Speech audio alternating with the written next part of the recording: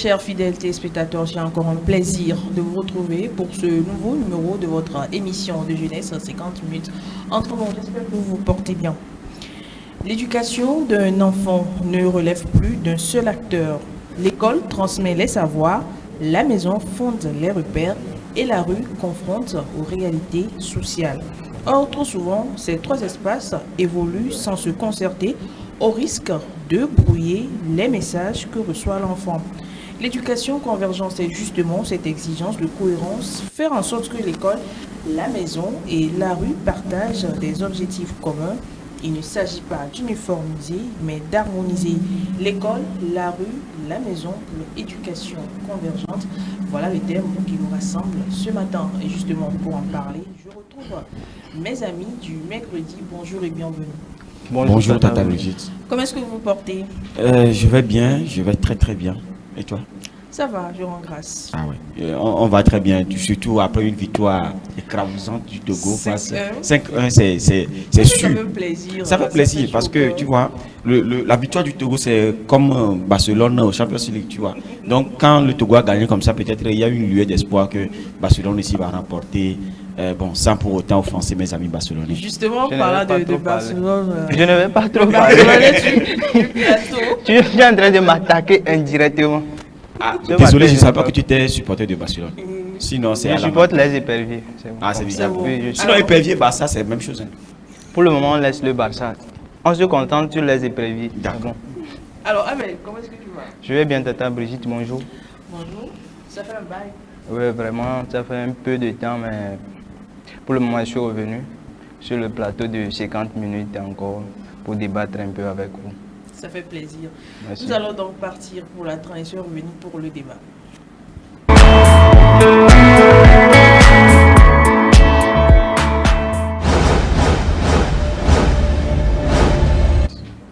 Si la maison dit respect, l'école dit discipline, mais la rue dit débrouille-toi.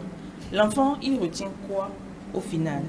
Alors, nous parlons de trois lieux, d'une triade de lieux, l'école, la rue, l'école, ça sous-entend les établissements scolaires, la rue, la société en général, et la maison. Alors, trois lieux différents, des éducations différentes. Alors, nous allons essayer d'abord de, à chaque lieu, identifier quel type d'éducation, bien quelles valeurs nous apprenons. Par exemple, si nous prenons l'école, quelles sont les valeurs qu'on nous apprend à l'école, Joseph? Je pense que dans ce triangle-là, nous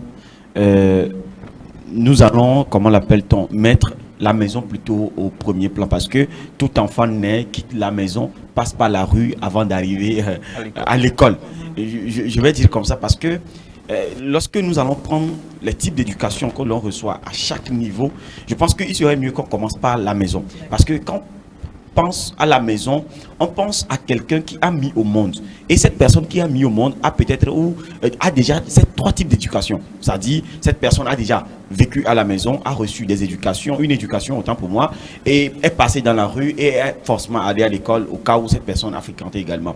Dans le cas où cette personne, ce parent ou bien ses parents mettent au monde un enfant dont l'éducation commence à la maison. Je pense que le type d'éducation qu'on lui donne ici, c'est une éducation basée sur des expériences. Mon fils, ma fille fait ceci, peut-être on te dira la raison pour laquelle ou non. Et tout ce qu'un parent dit à son enfant, toute éducation que le parent donne à son enfant, c'est basé sur une expérience. L'expérience peut être personnelle. L'éducation peut être communautaire, sociale ou je ne sais pas, mais ça se base toujours sur une expérience. Parce que les gens ont déjà vécu ainsi et donc il faut vivre comme ça pour ne pas heurter les mêmes, comment l'appelle-t-on, obstacles ou ne pas tomber dans le même trou après. Quelqu'un a l'habitude de dire, il n'est pas aussi bon ou bien il n'est pas forcé que tout le monde fasse la même expérience pour retenir la même, comment l'appelle-t-on, la même compétence ou la même leçon. Parce que quelqu'un qui a déjà vécu l'expérience vous transmet quand même son expérience et donc vous allez vivre en fonction de ce qu'il va vous donner comme éducation. Donc à la maison, je peux dire qu'on donne une éducation basée sur des expériences communautaires, individuelles ou sociales. Dans la rue, comme tu l'as bien introduit, c'est une éducation où on n'est pas éduqué à travers ou bien à base de l'expérience de quelqu'un, mais on est éduqué à partir de notre propre expérience.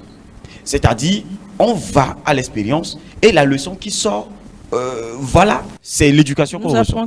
Nous apprend quelque chose. Soit tu le fais comme dans les expériences scientifiques, tu fais et tu ne sais pas les résultats qui arrivent. Tu mélanges les choses et à la fin, tu vas dire, ah bon, quand on fait ceci, c'est ce qu'on on obtient.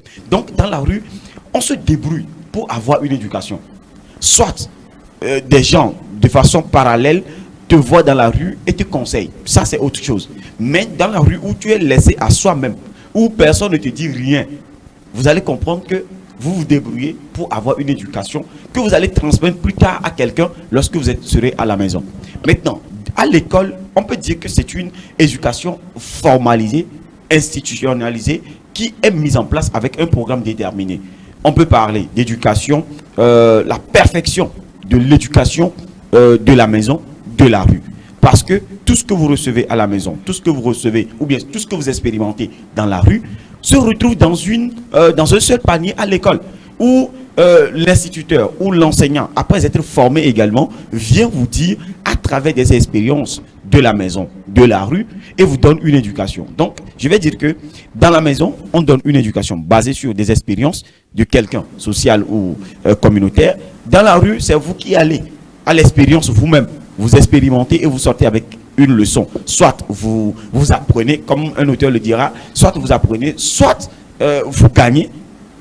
À l'école, c'est là où on met les deux premières éducations et on met ensemble pour pouvoir les parfaire. C'est ce que je peux dire sur ces trois éducations. Voilà. Abel, tu partages l'avis de Joseph? Oui, j'espère que Joseph a assez parlé, qu'il a raison. À la maison, lorsque les parents donnent l'éducation, ils se basent sur des expériences, comme Joseph a su le dire. Il doit d'abord donner une expérience à l'enfant, parce que la maison, c'est la première éducation que l'enfant reçoit. Dès qu'il naît, il commence à parler, le père ou la mère commence à lui donner des conseils. Pas seulement les parents à la maison, tout l'entourage autour de l'enfant, à la maison ou à côté, les voisins, tout ça c'est l'éducation à la maison pour l'enfant. Et quand l'enfant rentre dans la rue, c'est à lui de faire le bon choix. Quelqu'un te voit dans la rue, te donne des conseils, ce n'est pas tous les conseils qu'il faut mettre en pratique. L'enfant, lorsque dans la rue, quelqu'un le croise, il le dit, fais ceci, fais ça. Lui-même, à base des expériences reçues à la maison, doit savoir, est-ce que si je fais ceci, ça marche avec ce que mes parents m'ont dit, ce que mes grands-parents m'ont dit. Est-ce que ça, c'est en collaboration avec ce que je reçois dans la rue? Je ne peux pas sortir et que quelqu'un me dit, bon, mon père m'a dit, fumer n'est pas bon. Et que quelqu'un te dit, bon, mon frère, teste ceci, ça va te faire du bien. Et toi aussi, tu vas te mettre en même temps à faire la pratique. Ceci n'est pas aussi bon que ça. Et maintenant, à l'école, lorsque l'enfant arrive, l'enseignant, après avoir reçu l'information, comme Joseph l'a dit, doit aussi transmettre à ses élèves.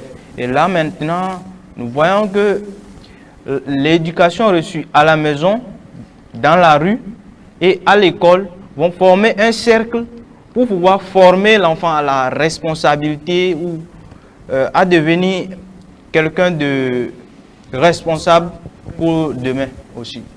Oui, je pense qu'il y a ma mère qui disait souvent l'éducation de l'école est différente de l'éducation de la maison. Dans le sens où l'éducation de l'école, c'est livresque, c'est-à-dire c'est toujours basé sur les livres et tout ce qui va avec. Vous savez, il y a certaines personnes également, quand on parle de l'éducation de l'école, ils sont très intelligents. Mais je ne te coupe pas la parole, oui, sans oublier que dans les livres, ce sont des expériences que d'autres ont vécues qu'on met dans les livres. Très bien. Ce sont des expériences que d'autres ont vécues qu'on met dans les livres. Quand on parle par exemple de littérature, de n'importe quoi, ce sont des livres toujours qui sont à la base. Contrairement à la maison, tu ne vas jamais consulter un livre que le parent a utilisé pour pouvoir t'enseigner ou t'éduquer. Mais dans le sens où nos parents ont l'habitude de dire, l'éducation de la maison est différente de l'éducation de, comment l'appelle-t-on, de l'école. L'éducation de l'école et de la maison sont deux choses différentes, dans le sens où il y a certains élèves, quand on parle de l'école, ils sont très intelligents. Je vais dire comme ça. Très intelligents au point où ils ont de très très bonnes notes, de très excellentes notes. Mais revenir à la maison, ils n'ont pas cette culture ou éducation de maison qui leur permet de savoir quand on se réveille le matin, on arrange son lit, on arrange la chambre dans laquelle on a dormi, on balaye la chambre dans laquelle on a dormi, on lave les assiettes ou on range ceci et cela. Il y a certains élèves qui ne... Bon, certains enfants qui ne sont pas enclins avec cela. C'est ceux-là, c'est ceux dont on parle de l'éducation de la maison. Et vous allez voir qu'il y a certains types d'éducation de la maison, certaines catégories qui sont basées sur les faits. Quand on dit préparer la pâte, on peut beau te dire, quand tu prends l'eau, tu mets au feu, on va te dire degré du feu, tout ça, on peut tout te dire. Mais si tu n'es pas assis, en tant que fille ou garçon, à côté de ta maman ou quelqu'un, en train de faire, tu vas voir, tu ne sauras jamais ou bien tu ne pourras pas vraiment mettre en pratique cette éducation qu'on te donne. Donc, dans le sens où je peux dire, pour nuancer cette éducation, pour dire que à la maison, on est basé sur les faits. On est basé sur les faits. Et à l'école, oui, les faits. Mais il y a une nuance. Si on peut aller au plus profond, on va comprendre que l'éducation, maîtriser une éducation au détriment de l'autre n'est pas avantageux. Ce qui m'a amené à dire ça, c'est parce que mon frère a dit tous ces types d'éducation sont rassemblés dans un cercle pour pouvoir contribuer au développement, à l'épanouissement et à la responsabilité de l'enfant. Alors aujourd'hui, Abel, pourquoi nous constatons autant de déphasage entre les valeurs qu'on donne à l'école, dans la rue? Joseph l'a dit, à l'école, l'enfant peut être bien, il est excellent, il est intelligent, mais il a une autre façon de faire à la maison et à la rue. Pourquoi il y a cette rupture entre les trois éducations? Et bon, pour répondre à cette question, je dirais que des fois aussi, au lieu de voir la rue, la maison et l'école, nous avons aussi certaines choses qui influencent les enfants. Par exemple, si je prends, lorsqu'on t'apprend à la maison à dire bonjour, tu te réveilles, tu dis bonjour papa. Arrivé à l'école, l'enseignant ne doit plus t'apprendre obligatoirement à dire bonjour monsieur lorsque tu viens. Mais nous constatons aujourd'hui que lorsque l'enfant reçoit l'éducation à la maison et qu'il sort dans la rue avec ses amis, peut-être que son ami autre n'a pas reçu la même éducation que lui. Et aujourd'hui, nous avons tendance à vite copier. Je marche avec mon ami, il est là, on passe, vous êtes assis, pas de bonjour, pas de bonsoir. On est passé aujourd'hui, demain on passe, après-demain on passe. Lui aussi, il copie cette habitude et arrivé quelque part, lui-même ne saura plus dire bonjour même à la maison. Et aussi, nous avons l'influence des réseaux. Tu vas voir un enfant, il est là avec nos mamans d'aujourd'hui de 16-17 ans, que lui-même il n'a pas les conseils nécessaires à donner à l'enfant. Et l'enfant est là, il pleure, on lui remet le téléphone dessus, TikTok ou autre, pour pouvoir s'occuper elle-même. Donc l'enfant suit des choses où, arrivé à un moment, il n'arrive même plus à respecter tout ce que on lui dit à la maison, dans la rue ou même à l'école. L'enfant arrive à l'école, l'enseignant dit fais ceci, lui dit non. Nous voyons partout maintenant des enfants qui s'opposent à leurs enseignants. Tu vois un enfant, l'enseignant dit si, l'enfant dit non, moi je dois faire ça. Alors que ça ne marche pas. Pas seulement à l'école, même à la maison. Même à la maison. Tu dis à ton enfant ne fais pas, il fait. Il te dit que je vais faire et il va faire. Qu'est-ce que tu vas faire? Donc nous avons l'influence de tout cela qui agit sur l'éducation de nos enfants. Donc moi je vais dire que vous savez, tout cela est arrivé parce que j'y pensais au thème avant. Je me suis dit mais avant, nos parents l'ont dit et quand même nous qui avons été éduqués aussi dans cette lignée comme nos parents, parce que nos parents ils ont dit que c'est comme ça, ton grand-père m'a éduqué, je vais t'éduquer comme ça. Je pense que ça a marché. Au début on croyait que c'était de la dictature, on croyait que c'était de la méchanceté et tout ce qui va avec. Mais aujourd'hui quand je vois mon papa, je lui dis merci et je lui fais un coucou spécial parce que vous voyez, je me dis que quand je vois des gens avec qui on a vécu, et je vous raconte la petite histoire, quand nous on était dans le champ avec papa, quand on revient de l'école à 11 h, quand on était en cours primaire, on va au champ. Après le champ, c'est là que tu vas manger, tu transportes manioc pour aller au moulin. Et c'est au champ que tu as mangé. Et c'est après avoir déposé les tas de, comment l'appelle-t-on, de manioc au moulin que tu vas à l'école à 14 h, puisque c'était l'école publique. Tu finis à 17 h, tu dois retourner voir ta maman pour ramener les pâtes de trucs faits à base du manioc. Vous voyez, mais en ce moment-là, les gens disaient à mon papa que non, c'était de la souffrance, de la torture imposée aux enfants. En fait, moi, je voyais, en ce moment, nous, quand même, on ne comprenait rien de tout ça. Peut-être, nous, TikTok, c'était pas notre... Bon, en ce moment même, WhatsApp et tout ça, il n'y avait pas les réseaux, tout ça là. Donc, c'était pas le truc pour nous. Donc, mais les enfants de cette personne-là qui disaient à mon papa que non, ceci, cela, on est au champ tous les jours, c'est-à-dire tous les jours de la semaine pendant les vacances. Pendant les vacances, tu es au champ tous les jours. Papa ne peut pas te refuser de sortir, mais demain matin, à 6 h, vous êtes au champ. Toi, tu dois tout faire pour ne pas somnoler au champ. Parce que tu peux sortir dans la nuit, ça ne le regarde pas. Mais il y a aussi certaines fréquentations que ton papa ne peut pas même entendre quelqu'un lui dire que tu as fait. Il y a des choses comme ça, je vais dire que l'éducation en ce moment, nous sommes laissés d'abord dans l'éducation où notre papa voudrait une rigueur.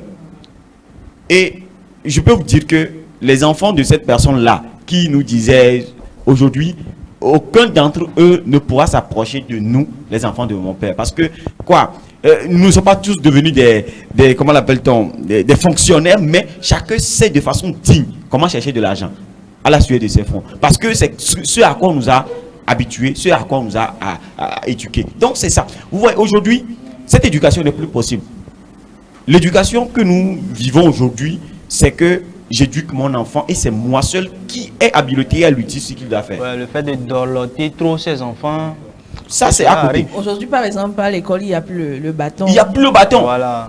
Il n'y a plus le bâton. Vous voyez, c'est que c'est moi qui dois lui dire ce qu'il doit faire et c'est ça s'arrête là. Quand mon enfant passe dans la rue et que bien l'enfant passe dans la rue, toi tu lui dis, comme tu l'avais donné l'exemple de salutation. L'enfant qui ne salue pas, on te dit, hey, viens ici. Tu ne me vois pas ici. Pourquoi tu ne vas pas saluer? Tu ne vois pas que je peux être ton papa? Et tu salues, tu ne peux rien faire. On te frappe même. Tu ne peux pas aller dire à la maison. Mais aujourd'hui, on va te poser la question. C'est toi qui m'as mis au moins. Vous voyez ces choses-là, ça veut dire que l'éducation même a perdu sa valeur depuis la maison. On ne t'a pas dit que lorsque tu vois d'autres personnes comme moi, ton papa, dehors, tu dois les saluer parce que il peut être une personne plus âgée que toi. Même moi à la maison, mes enfants se saluent entre eux le matin. Ça dit, mon frère bonjour, bien petit frère, on se salue comme ça, c'est comme ça que ça se passe. Comme ça, l'enfant sait que dehors, on doit saluer. C'est naturel, c'est ce qu'il faut faire. Vous comprenez? Mais aujourd'hui, l'éducation est faite de telle sorte que c'est mon enfant. Et tout ce qu'il fait, voilà quoi. C'est mon enfant. On ne doit pas le toucher, c'est moi qui dois. Même des parents qui vont jusqu'à l'école même s'opposer aux enseignants. Aux enseignants. À cause de leurs enfants. Alors que, bon, quand tu t'opposes, désormais, l'enfant même doit s'opposer. L'enseignant perd l'autorité devant. Ouais. Son enfant, comment l'appelle-t-on? Moi, tu ne peux pas taper mon fils à l'école, il va venir me dire. Non, il ne peut même pas oser. Parce que quand il vient à la maison, il va avoir le double. Je vais te demander combien de coups on t'a donné. Je te donne le double. Comme ça, demain, tu vas savoir ce que c'est. Mais taper là, je vais raconter une anecdote. C'est ma propre histoire. Quand j'étais au CE1, bon, on avait fait, comment est-ce qu'on va appeler ça? Une interrogation, mais une évaluation. Et puis, il faut dire que bon nombre de personnes n'ont pas eu les bonnes réponses. Donc, le monsieur, c'était lundi matin, il s'est fâché, il nous a bien frappé sur les fesses. Or, moi, quand je reviens à midi, maman, elle me déshabille, elle me lave, elle cesse de me rincer. Voilà, je me repose et reprends le chemin de l'école à 14 h. Quand elle a constaté ça, elle était sidérée, elle était fâchée. Mais il se fait aussi que le monsieur, il est de chez nous. Qu'est-ce que maman a fait? Comme il sait qu'à midi 30, le monsieur passe devant notre maison pour aller à son domicile, elle est partie attendre le monsieur vers midi 20 comme ça. Quand il est arrivé à notre niveau, au niveau de la maison, mais il dit, qu'est-ce que tu as fait à ma fille? Mais c'est un peu un robot, c'est pas une statue, mais qu'est-ce que tu as fait? Regarde toute cette taille sur son corps. Et il faut dire que depuis ce jour-là, même quand je fais quelque chose, le monsieur n'a pas peur de me frapper. Parce qu'il faut dire, nous étions en ce temps même, si tu voyais ma taille, Non, ça faisait pitié. On était comme ça dans la classe. Et monsieur se permet encore de nous frapper. Puisque la fille de la voisine aussi, on était dans la même salle. Elle aussi, elle a eu les coups. En fait, c'est apparemment, après, on a eu vent que les parents se sont plaints. Parce que chacun a remarqué que c'est sur son enfant. Alors, dans ce cas de figure-là, est-ce que le parent fait bien d'interdire à son enfant, d'interdire par exemple, à l'enseignant de frapper son enfant, ou bien le parent est dans l'exagération? Oui, moi, je peux dire un truc comme ça. Quand je disais que mon enfant est frappé à l'école, vous savez, on dit frapper, ce n'est pas frapper dans le sens de frapper, mais c'est corriger l'enfant. C'est corriger l'enfant. Même la Bible a dit corriger vos enfants de la verge, quoi. C'est que c'est normal de corriger l'enfant. Mais corriger de l'enfant de façon responsable. Moi, quand je suis fâché, je ne touche même pas à mon enfant. Parce que peut-être que tu vas vouloir lui taper dans la main et ça va le blesser. Vous comprenez, non? Donc, je pense que l'enseignant peut-être est pris de colère avant de faire cette action-là. Taper l'enfant ou bien corriger l'enfant de façon responsable. Frapper l'enfant de telle façon que même quand l'enfant même se rappelle, il se dit ouais, merci beaucoup l'enseignant, quoi. Vous comprenez? Mais si l'enseignant t'avait corrigé le jour là de façon responsable, sans avoir cette trace là, même quand tu vas dire ça, maman va aller lui dire oui, désormais il faut faire comme ça. Benjamin a raconté son histoire. C'est que sa maman le chargeait d'igname, maïs et tout ça pour aller donner à son enseignant. Et lui-même il transporte, on le confie maintenant à l'enseignant ce jour que c'est mon enfant. Fais tout pour qu'il réussisse. Frappe-le. C'est-à-dire, c'est en ce moment-là, l'enseignant même sait que quand je vais corriger l'enfant, je le corrige de façon responsable. On ne dit pas frapper l'enfant sur la tête, non. Prends l'enfant, corrige-le de façon responsable, sans état de colère. Non, non, non. Ça, la colère va engendrer autre chose. Moi, étant enseignant, avoir fait l'expérience d'être enseignant, je pense que j'ai eu des élèves comme ça. Ça m'a énervé, mais je sors de la classe, je reviens avec de bons tempéraments et je te punis. Normal. Je te punis de façon normale. Et même quand les parents sauront, ils seront d'accord avec moi. Donc, je pense que c'est de la même manière qu'on parle. Donc, je disais que dans cette condition où je prends en possession seul, comme étant éducateur seul de mon enfant, je pense que c'est ce qui fait qu'aujourd'hui, l'enfant n'a plus d'égard de respect aux autres dans la rue et même à l'école. Vous vous rendez compte, sur TikTok, je vois une vidéo où le parent en train d'accompagner son enfant à faire un exercice, il lit la consigne d'un exercice et puis il commence par faire une vidéo pour critiquer celui qui a fabriqué le document. Mais tous les commentaires c'était oui, tu as raison de dire, mais pourquoi tu le fais devant l'enfant? L'enfant est là, dans la vidéo. Est-ce que l'enfant là aura encore du respect à l'enseignant qui lui a donné l'exercice?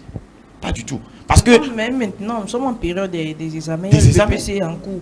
Avant, quand vous finissiez même l'épreuve, vous gardez l'épreuve. Oui. Mais aujourd'hui, l'épreuve, il est sur les réseaux sociaux, on critique. Pourquoi cela? Non. Alors que l'épreuve, l'examen en cours, tout ça, ça va agir sur la psychologie des candidats. Vous voyez un peu. Donc, ce qui fait qu'aujourd'hui, tous ces éléments qui entrent en jeu, l'enfant n'a plus de respect. Oui, peut-être qu'à la maison, c'est son papa seul qui salue sa maman et ça s'arrête là. Non! Tout le monde à la maison fait partie de ta famille et tout le monde a habilité à t'enseigner, à t'éduquer. C'est comme Abel l'a dit, toute la maison a cette responsabilité de contribuer à ton éducation, à t'apprendre quelque chose. C'est ça. Et dans la rue également, lorsque les gens vont te voir et te dire ça, ce n'est pas bon, ou fais ceci, tu peux revenir à la source de ton éducation qui est à la maison pour dire à ton oncle, par exemple, toi tu m'as dit de ne pas faire ça, mais quelqu'un m'a dit de faire ceci. Ou à ton papa. Et là, on te dira pourquoi et pour quelle raison tu dois faire ceci ou cela. Et à l'école encore, je pense que c'est l'instance qui, de façon réglementée et documentée, qui contribue également à l'éducation de l'enfant. Voilà. Alors prenons un autre cas de figure, l'éducation à la maison et à l'école. En début de rentrée, on était allé à la réunion des parents d'élèves. Non, c'est l'année dernière, puisque ma fille était encore à la maternelle. Et puis, à la maternelle, on les apprend quand ils finissent de manger. C'est pas qu'il n'y a pas les moments cantines, il y a les moments cantines et tout, on les prépare à l'école, mais on les apprend à laver les assiettes après avoir fini de manger. Et puis, il y a une maman qui a amené ce problème à la réunion des parents d'élèves, que non, mon pêche cher à l'école, c'est pas possible que les enfants, après avoir fini de manger, lavent encore les assiettes, salissent leur tenue avant de rentrer à l'école. Alors que même si la tenue est sale, les tatas ou bien les éducatrices vont les laver. Puisqu'il y a ça dans les kits, vous allez acheter les détergents, les savons et tout. Mais la maman crie à la réunion, pourquoi on donne ce travail à leur enfant, à la maison ils ne lavent pas les assiettes, c'est pas à l'école qui vont laver les assiettes. Quand on prend cet exemple de cette maman-là qui vient crier à l'école, du pourquoi on donne ce travail, est-ce que c'est un travail? Du pourquoi, pas on oblige, hein, mais on apprend aux enfants par exemple de laver les assiettes à l'école. Qu'est-ce que vous répondez à cela? Bah, cette maman est en train de donner une mauvaise éducation à son enfant. Cela veut dire que même à la maison, quand l'enfant se réveille, c'est se doucher, prendre son sac, son petit déjeuner et aller à l'école. Même balayer la chambre, elle n'apprend pas à l'enfant, jusqu'à dire qu'elle va apprendre à l'enfant à laver les assiettes. Et cela, lorsque les institutrices ou les tatas apprennent l'enfant à laver les assiettes, elles doivent plutôt remercier ces enseignants, ces tatas, d'avoir apprendre à l'enfant à faire ceci. Elle vient crier maintenant à l'école.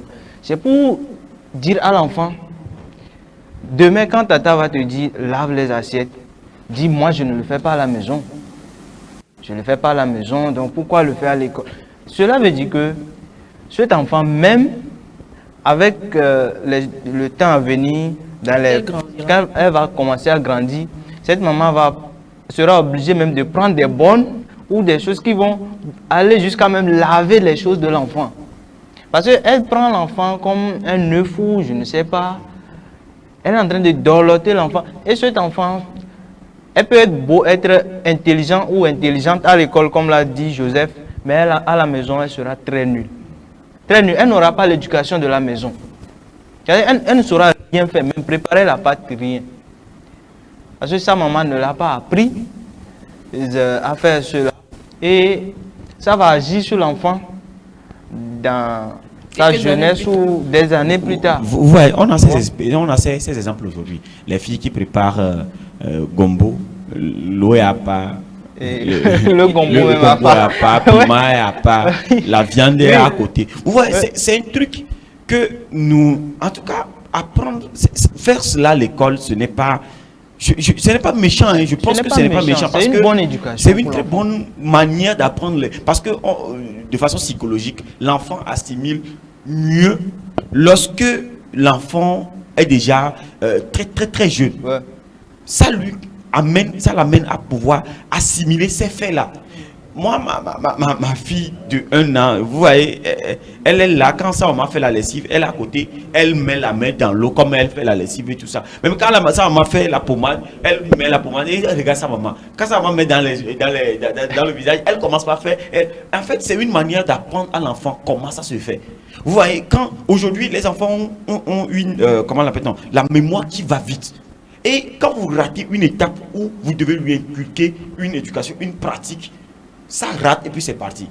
Vous voyez, ce n'est pas du tout bien. Moi, j'ai fait des écoles, comment on l'appelle, internationales, dans lesquelles les parents payaient pour des excursions des enfants, où on ne va pas dans les lieux luxueux, où on va souvent dans les lieux où on dort et les moustiques nous piquent un peu. On dort dans des lieux inconfortables, je vais dire comme ça. Les parents ne sont pas contre. Parce que les parents, pour eux, en ce moment, c'était les enfants des ambassadeurs, quand c'était à Accra. Donc, on est venu au Togo, on a dormi dans les chambres de 6 000. Des lits où, quand tu vois, quand moi j'ai vu, premièrement, même mon doyen avec lequel on a fait le voyage, il a dit, oui, si, est-ce que les parents ont aimé ça? Le premier soir, on a fait appel vidéo avec les parents, avec tous les parents, avec les enfants. Et ils racontaient qu'à un moment donné, on a coupé le courant, ils ont peur, tout ça. Les parents... Ils ont fait un retour, ils étaient contents. Parce qu'ils se disent que c'est ce que les enfants doivent vivre. Pour comprendre qu'il y a dans un coin du monde, des gens vivent comme ça. On est parti dans des lieux où c'est pénible. Ils ont mangé des trucs. Les enfants là n'ont jamais mangé akpan. On prend akpan avec les tichinkas de la route là. Et en même temps, ils mangent. Et c'est un truc qu'on a fait pendant 1 semaine pour les parents. C'était pour eux de montrer aux enfants qu'il n'y a pas seulement le luxe que vous vivez à la maison, mais il y a aussi la souffrance que les gens vivent. Comme ça, quand ils croisent des gens qui sont dans des situations comme ça les amène à comprendre que oui, la vie ne s'arrête pas au luxe que nous vivons, mais également il y a des gens qui vivent. Parce que vous savez, aujourd'hui, quand quelqu'un te dit que je souffre, les gens te disent, mais tu souffres comment? Bon, c'est quoi la souffrance? Ils ne comprennent pas. Donc, faire cette pratique avec les enfants à l'école, moi je pense que c'est une très très belle idée et que même les parents, les mamans que vous êtes, vous contribuez ou bien vous donnez encore plus d'idées à cet attaque-là pour pouvoir vous aider à accompagner vos enfants. Et vous allez voir que ta fille, par exemple, quand elle va finir de faire ça, quand elle revient à la maison, que tu lui donnes des assiettes à laver, elle sera contente parce qu'elle se dit que... Non, on se dispute même sur ça. Voilà. On finit de manger. Elle veut faire. Et ça même, ça contribue. Il y a certains moments où peut-être vous allez chez un oncle ou quelque chose, vous mangez. Et c'est l'enfant qui veut débarrasser la table et qui veut laver les assiettes. C'est un honneur. Ça, c'est un honneur pour toi. Cet enfant, par exemple, quand elle va arriver, elle va manger, elle sera assise, attendant que sa tante même vienne prendre les assiettes et aller laver. Voilà, l'autre enfant. Parce qu'elle est habituée. Une fois, même on était chez Mémé, Mémé faisait la cuisine. Il dit, Mémé, amène les assiettes. Mémé, elle finit de faire la cuisine, elle va prendre le balai. Elle balaye le lieu où Mémé a fait la cuisine. Mais le moment où ma mère l'a regardé, on dit... Voilà, qui s'écarte. Qui s'écarte. Ça dépassait. En fait, c'est ça. C'est ça. Parce que l'enfant a vite appris ça. Et déjà, c'est l'école qui lui a amené à faire ça. Mais si maman n'est pas, maman est à la télé, maman n'est pas là, maman est... L'enfant est à l'école, on lui apprend ça, ça contribue et ça aide même les parents à aller plus vite. Vous allez comprendre que cette tata qui fait ça, elle n'est pas moins de faire ça aussi avec ses enfants à la maison. Donc c'est normal, c'est une très bonne chose. Donc elle apprend aussi les autres enfants à faire. Donc je pense que parfois il y a des tapages que les parents font, ce n'est pas vraiment cadré et ils doivent prendre quelques instants de recul pour pouvoir analyser la scène. Et moi je considère ça comme de l'égoïsme. Voilà. Sinon, c'est quoi? C'est pour montrer que bon, moi mon enfant ne doit pas faire ça, on est riche. Alors que imagine à l'instant T et que l'enfant, bon, dans les années à venir, reçu par exemple un concours où bon, elle doit aller rester seul quelque part. Cela veut dire, cet enfant, chaque jour, pour préparer sauce demain même, elle sera obligée de faire appel vidéo avec maman. Maman, on met ça. Non, mais là même, ça va être compliqué ça, parce que très compliqué avant de faire appel vidéo là, il va falloir que tu expérimentes quelque chose d'abord. C'est pourquoi je dis que surtout la cuisine, c'est dans la pratique. On peut te dire, fais 15 grammes de 10 grammes de... Tu vas tout faire, mais ça ne va pas rater. Et avec nos mamans, ce n'est même pas quelque chose de grammes. C'est l'œil, c'est avec l'œil. Elle voit. Elle puise dans la main comme ça, elle te dit non. Ça serait trop salé. En fait, je vais dire que toutes ces trois entités-là contribuent à l'éducation de l'enfant. C'est pur. Alors, avec l'une ou sans l'autre, puisque nous disons que la maison, la rue, l'école, c'est une éducation convergente. Est-ce que l'un peut aller sans l'autre, ou bien l'une peut aller sans l'autre? Est-ce que l'enfant peut grandir seulement avec l'éducation de la maison et de la rue, ou bien avec de la rue et de l'école, ou bien les trois vont de pair? En fait, moi je pense que la seule éducation où on ne doit pas permettre, c'est grandir seul dans la rue. C'est la seule éducation que, oui, les gens ont fait et oui, ils vont dire que moi j'ai grandi dans la rue m'a enseigné, voilà, la rue m'a éduqué. Mais vous allez comprendre qu'il y a quelques bribes d'éducation de la maison qui l'ont accompagné et quelques bribes d'éducation de l'école également. Je pense que la rue est le seul endroit où on ne doit pas se permettre de grandir uniquement. C'est déplorable. Les gens vont témoigner de ce que la rue leur a enseigné et ce que la rue a permis de faire. Mais le pourcentage est très faible de ceux qui ont pu s'en sortir dans la rue, avec la rue seulement. Donc je vais dire que la rue, c'est toi-même qui va à l'expérience, tu sors avec une leçon. Et donc quand tu finis de faire 10 expériences, que tu t'en sors avec des leçons, où tu n'as pas la mentalité pour t'en sortir toi-même, je pense que le résultat n'est pas satisfaisant. Ce n'est pas ça. Donc je vais dire que oui, on peut aller à la maison, être éduqué à la maison, à l'école, ça marche. On n'est pas forcément d'aller à la rue. Parce que la rue, non. Mais la rue peut s'intégrer et les deux autres entités, l'école et la maison aussi, participent. Mais le duo qui peut bien marcher, c'est la maison et l'école. on n'a pas forcément besoin de la rue lorsqu'on a déjà les deux entités. Mais on parle de la rue dans le sens où tu passes et tu vois, tu es enseigné par des gens que tu rencontres dans la rue. Mais le sens où je parle de la rue, non, uniquement, c'est là où tu grandis. C'est-à-dire, tu es toi-même dans la rue. Tu sors dans la rue le matin jusqu'à 23h, tu dors dans la rue, et c'est ça quoi, c'est de ça que je parle ici. Donc je pense que la rue est le seul endroit où l'éducation est pénible, où l'apprentissage est vraiment dur. Mais quand on prend le duo, maison, école, je pense que c'est très bien et que ça pourra vraiment aider. Et de ton côté De mon côté, je vais aller dans le sens de mon frère Joseph. Et il faut retenir aussi que des fois, il faut intégrer la rue à l'éducation pour pouvoir avoir une éducation harmonieuse. Parce qu'il y a certains enfants, de la maison à l'école seul, ils n'arrivent pas vraiment à voir ce qui se passe à l'extérieur. Donc, prenons par exemple les enfants des riches, vraiment riches. Bon, de la maison, on le prend dans la voiture à l'école. De l'école, on l'amène à la maison. C'est vrai, il aura une éducation maison-école. Maison-école. Mais comme il l'a dit dans les questions précédentes, où il doit faire des sorties, voir ce que les autres vivent dans la rue, voir ce que les autres subissent, pour pouvoir aussi prendre conscience que non, ceci pouvait être, ou bien je pouvais être à la place de cette personne. Ça doit permettre au moins à l'enfant de prendre conscience. Donc, des fois, nous devons laisser nos enfants à observer un peu la rue, ce qui se passe dans la rue. Pas vraiment les laisser dans la rue pour copier. Pour expérimenter. Voilà, c'est pour faire des expériences de la rue, vivre un peu ce que les autres subissent dans la rue. Et ça, je pense que ça doit aussi permettre à l'enfant de prendre conscience et de se développer lui-même. Voilà, je vais donc prendre ton mot de la fin concernant ce thème, maison, rue, école, pour une éducation convergente. Ton mot de la fin. Comme mot de fin, je dirais que, chers parents, nous devons d'abord à la maison donner des bons conseils à nos enfants, leur apprendre les bonnes manières et les suivre dans la rue. Il ne faut pas laisser vos enfants dans la rue. Bon, quand ils sortent comme ça, au moins observez et prenez les suggestions des autres. Parce qu'il y a certains parents, lorsqu'on vient lui dire que ton enfant, par exemple, salutations, quand ton enfant voit les gens dans la rue, ne dit pas bonjour. Bon, même à la maison, n'arrive pas à appeler son enfant, lui dit pourquoi tu as vu telle personne sans lui dire même bonjour. Alors que cette personne pouvait même être ton papa, ta maman.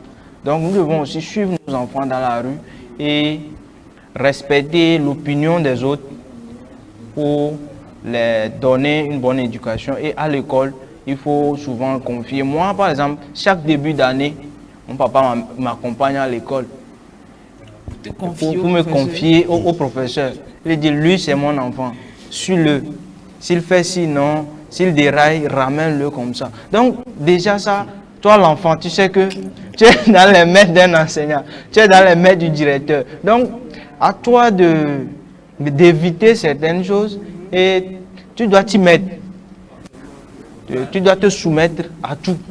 Parce que tu sais déjà que tu ne peux pas aller dire à la maison que... Tu ne peux pas aller te plaindre. Voilà. Parce qu'on t'a déjà confié. Voilà, donc nous devons suivre nos enfants. Pas parce qu'on leur a appris à dire bonjour à la maison, c'est fini. Bon, on les laisse. Le reste, ils se débrouillent dans la rue, à l'école. Bon, ce qu'ils font, ça ne me regarde plus. Donc nous devons collaborer avec l'école, la rue, pour donner une bonne éducation à nos enfants. Donc, c'est ce que j'ai à dire.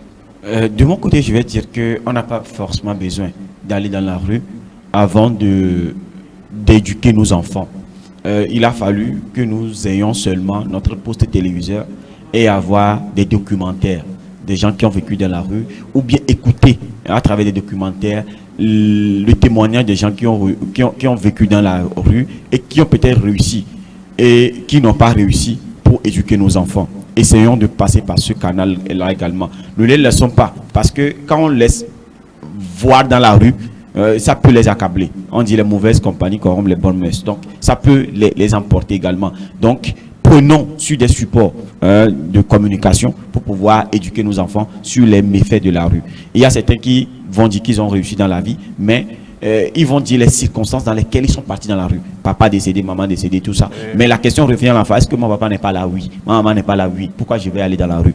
Il a trouvé sa résolution. Il ne pourra pas partir.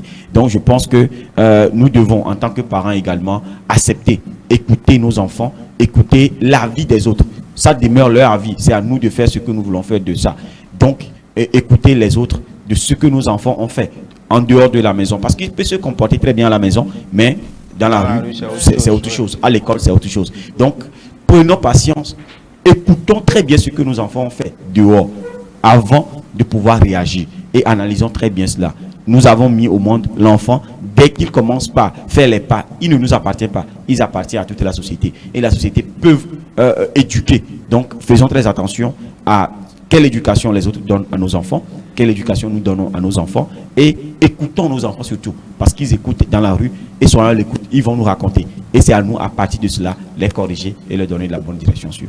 Voilà, j'espère que les différents conseils sont passés. Nous allons partir donc pour la dernière rubrique de cette émission, Top Secret de la langue de Molière.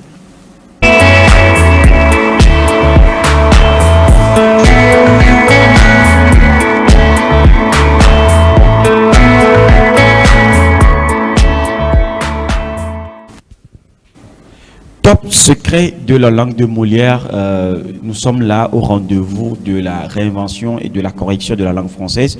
Nous allons partir rapidement pour la citation du jour qui nous est donnée aujourd'hui par Gaston Bachelard, un philosophe et grand acteur français. Il nous dit la maison natale n'est plus qu'une maison. Elle est un univers et c'est le premier univers. Voilà, donc la maison natale n'est plus qu'une maison. Ce n'est plus qu'une maison. C'est que ça ne demeure pas seulement une maison, mais elle est un univers et le premier univers.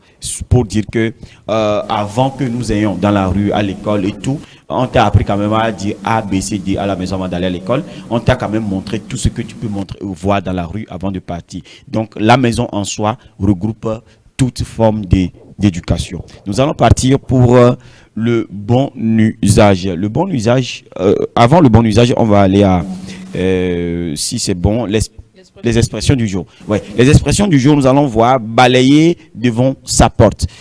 Balayer devant sa porte, je me suis permis de mettre tout sur le visuel pour les téléspectateurs. Voilà.